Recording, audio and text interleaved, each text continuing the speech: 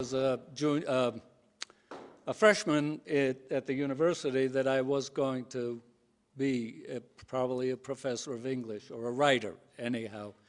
And I took a class by Professor Andrew Magdalena. He's not in my presentation here, but Mark made me think of him. At the end of the class, Andrew Magdalena said to me, "Rossi, you're a really good writer." Oh, that made me feel good. And then he said, "But not good enough."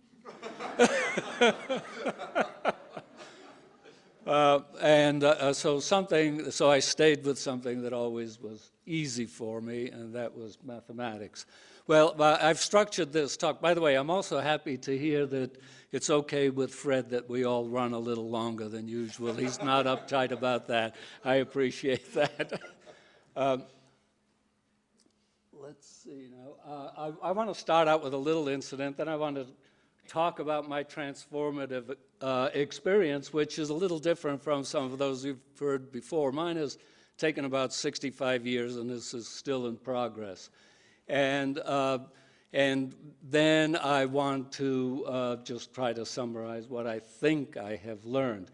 And I enjoyed all the preceding talks and have learned once again that I'm not going to say anything you haven't already heard, but maybe it'll be a little slightly different view of it. Oh, sorry.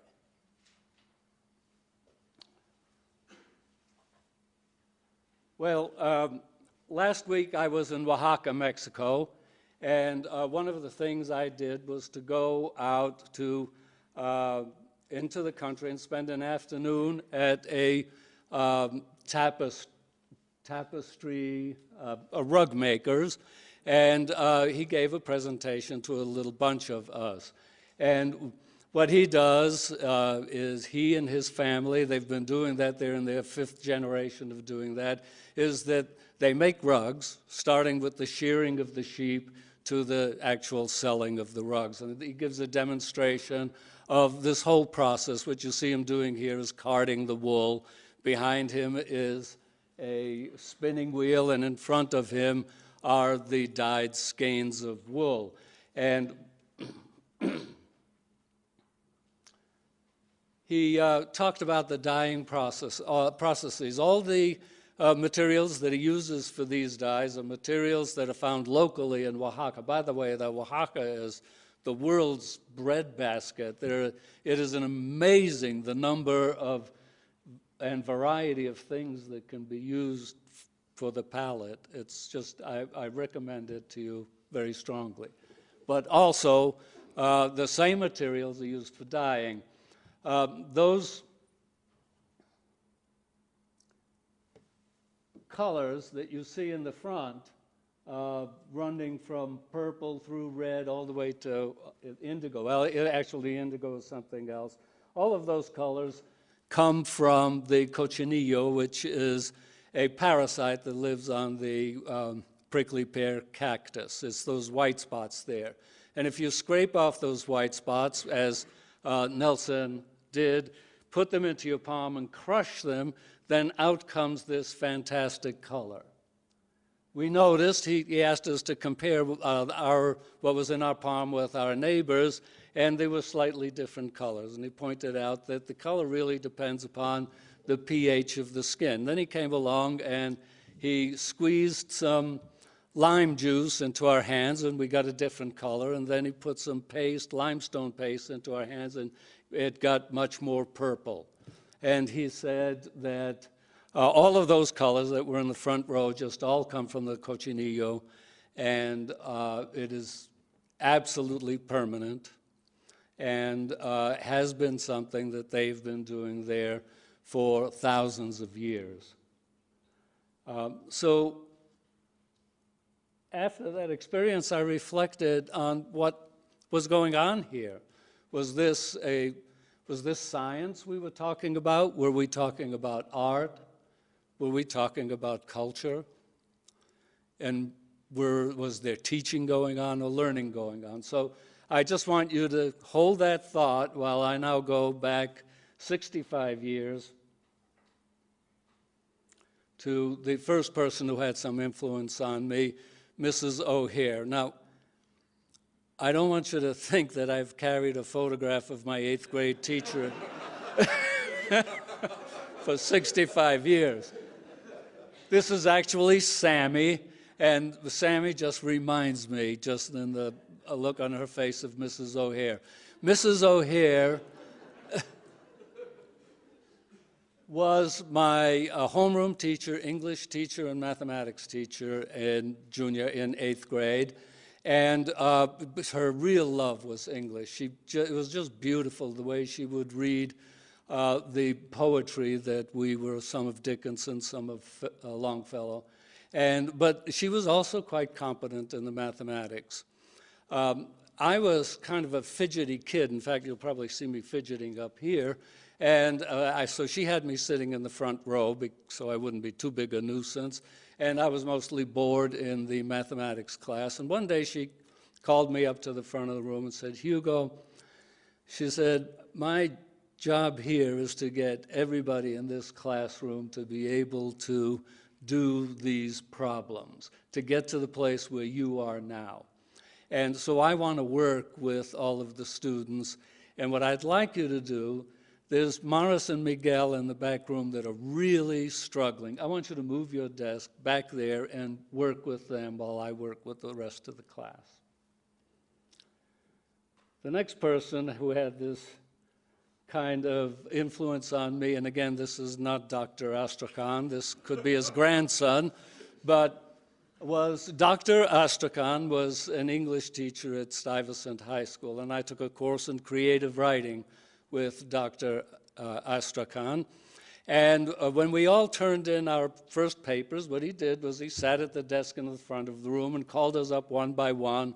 We had a little discussion, and then we sat down again.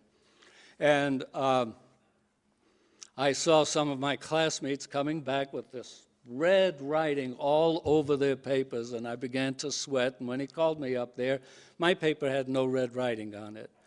And he said to me, grammatically, this is a very good paper.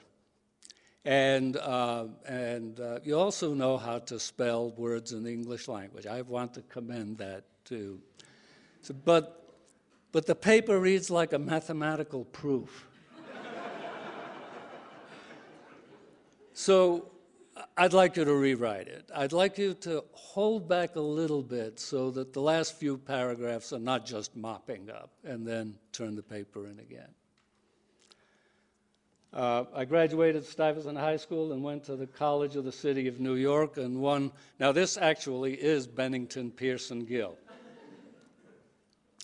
I took 3 or 4 classes with Bennington Pearson Gill, and he was, as you can see by the look on his face, very straight-laced, very traditional. Even though this was the 50s, it could have been the 20s or the 1890s with Bennington Pearson Gill. And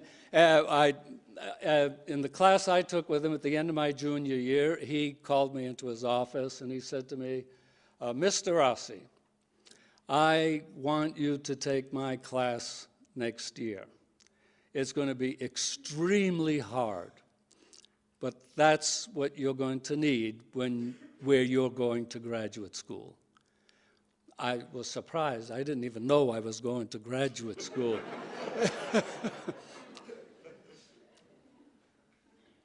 But he was right. I went to MIT as a graduate student, and my first year there, I took a lot of mathematics classes and began to have to start thinking about who I was going to write a thesis with.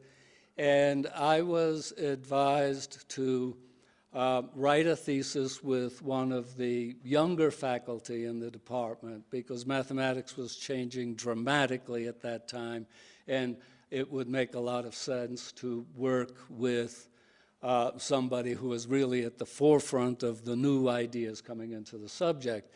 And that, at the time, by the way, well, okay. So one of the most prominent people at the time was Assistant Professor Isidore M. Singer. he is the cousin of Isaac Singer, so there's a lot of writing in my history. But and so I went to him and I said, well, I wonder how you would feel about being my thesis advisor.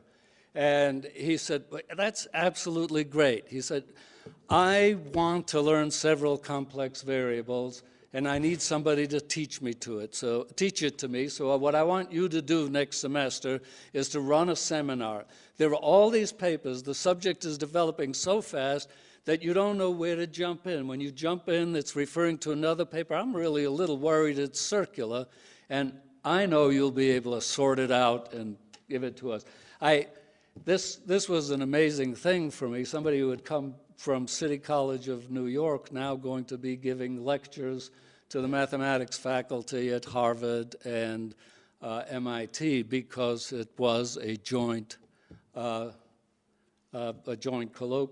seminar. And well, it was all right. I mean, you know, people were quite reasonable about it, and I managed to survive that.